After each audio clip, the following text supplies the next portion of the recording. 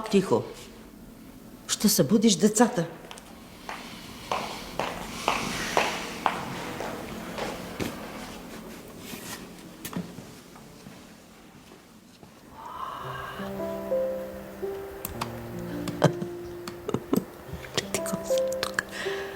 Тук ли е? Така.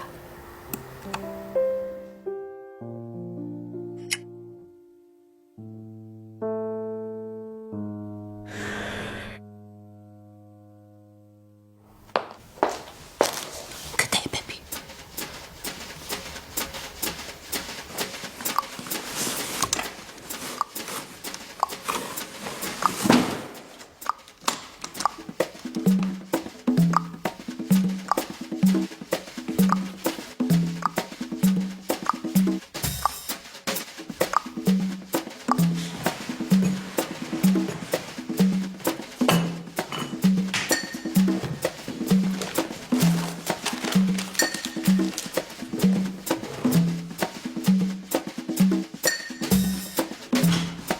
Извинете, едно от децата се заключи в склада.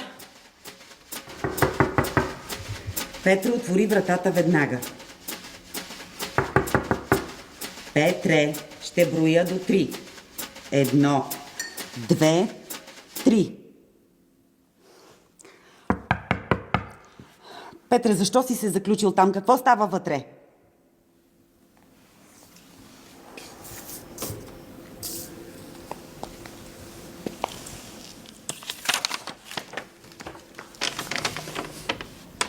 Гати.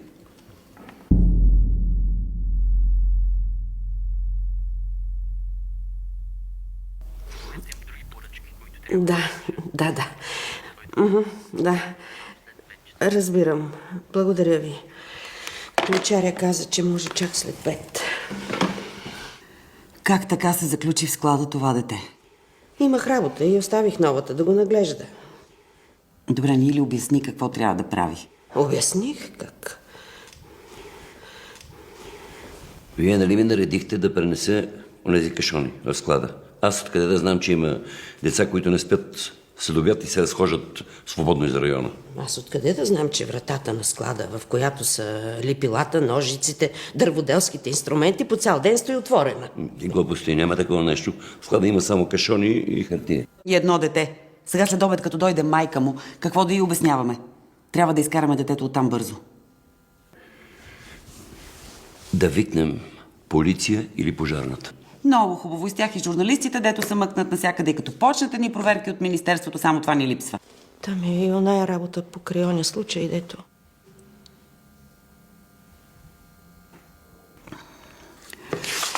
Въпросът е какво иска да ни каже с тази драсканица. На мен ми прилича на спирала.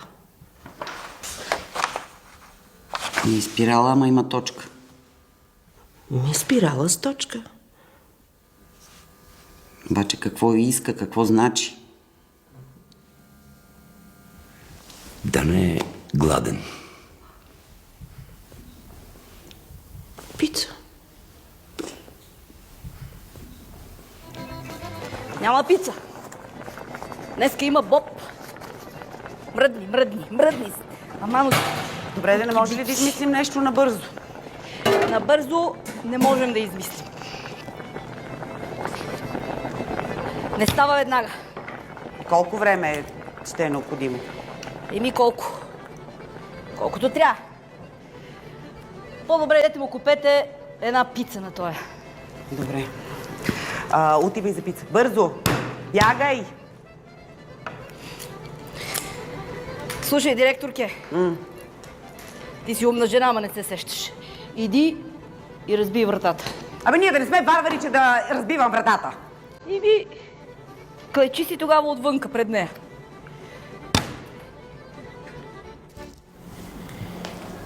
Добре, Петър не е ли послушно дете? Мълчаливо, да. Ама послушно друг път. Миналата седмица си дърпахме ушите. Ти да не си го нещо... Каквото дам на децата, той все наопаки го прави. Рисуваме животни, той слага на жирафа човешка глава. Правим къща, той рисува кораб. Всички деца правят каквото им дам, само той различен. Миналата седмица им дадох да нарисуват зеленчуци. Той такова едно нещо направи, че просто не е за говорене. Какво нарисува? Ами, краставица. Краставица, да. Ама не краставица. Ами, Какво? краставица, като Като? оная работа Коя работа? на мъжа. Ало? Да. Как няма да му дърпам ушите? То човек търпи, но всичко си има пък граници. После ще кажа, че само на простоти ги учи. Да. Къде е пицата? Забравих да питам каква да взема. Има с шунка, с сирене, с кашкавал. Вземи с шунка и бързо. Ако не яде месо. Яде ли месо? Всички деца ядат месо. Да. Взимай с шунка и бързо. Добре.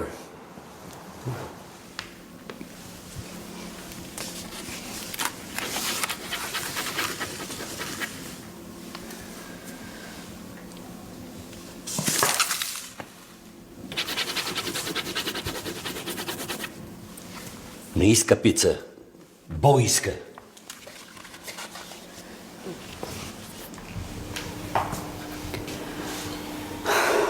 Колко е часа? Има време.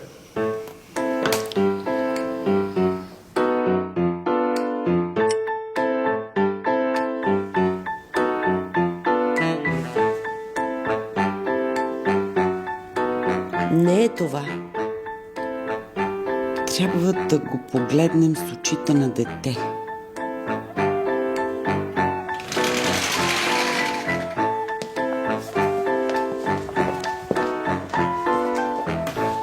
Ще ни трябва Мария за малко. Добре, тя спи. Ай, Пепи, спеш.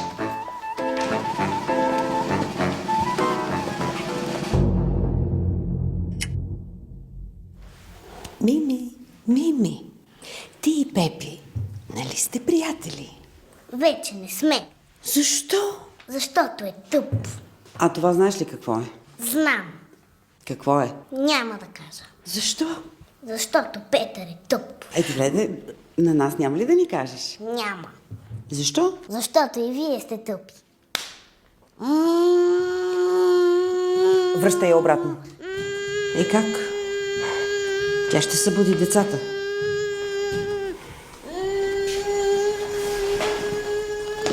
Нямаме време, отваряме вратата. Инструментите в склада ли са? Не, в мазето са. Трябва да стане бързо. Добре.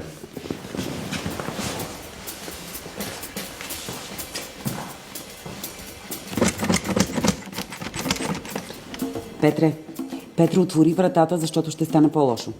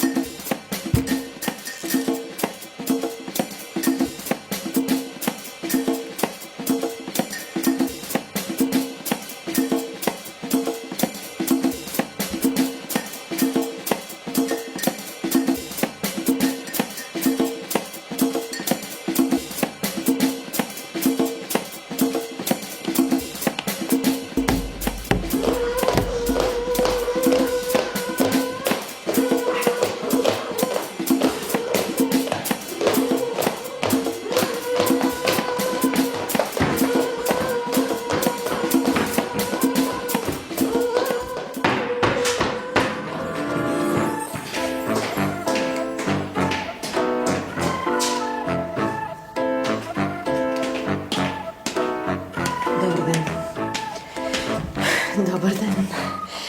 Ами, вие сте подранили малко. Те току-що станаха от сън. Сега ще го доведа.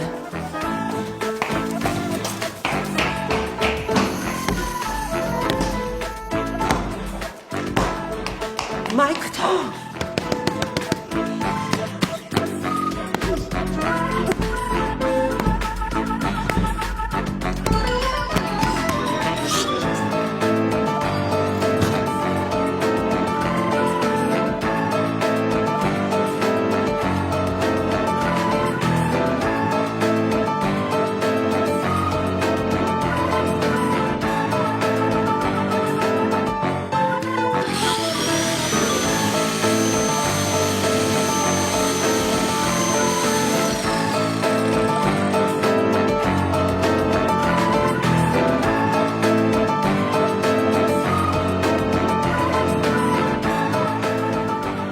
Какво се е случило? Къде е Пепи? Вътре.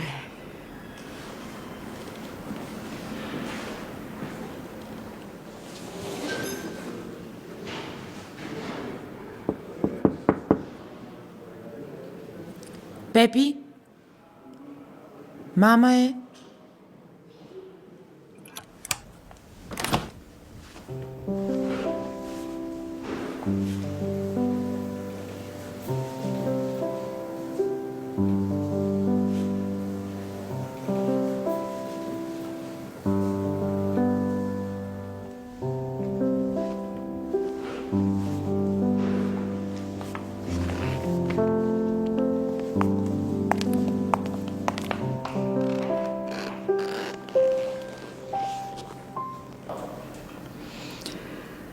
Вижте, госпожо, вашия син днес отказа да спи, отказа да яде, заключи се в склада, ангажира половината персонал на детската градина и на всичкото отгоре отказа да комуникира с нас.